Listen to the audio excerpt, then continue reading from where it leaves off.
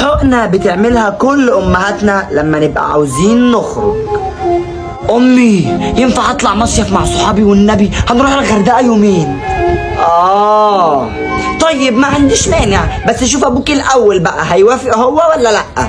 طب بالله عليك انت حاولي تقولي له انت كده على هادي وتقنعيه وخليه يوافق. طيب ماشي. بقول لك ايه يا حاج، ابنك كان عايز يطلع يسيع في الغردقه مع صحابه الصيع اللي ما تربوش. يا ما سعنا ودقرتك في مطروح، خلي الواد ينبسط. طالع مع صحابه اللي في سنه ولوحدهم، معهمش حد كبير. هم خلاص بلغوا وهيعرفوا يعتمدوا على نفسهم. والله يا ابويا انت راجل محترم. واصحابه دول بيشربوا سجاير واكيد هيشجعوه انه يشرب، الواد هيرجع لك مدمن. اوبا كده مفيش مروح في حته. وكمان الموج ممكن يعلى هناك والواد يغرق ويطلع له سمكة قرش زي الراجل الروسي، ابنك مش هيرجع. لا لا لا خلاص مفيش خروج، خش نام يا ابن الكلب.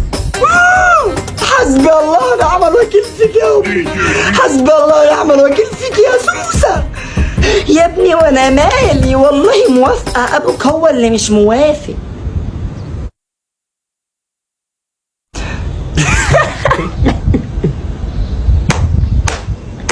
يا ما سعنا ودقرتك في مطروح.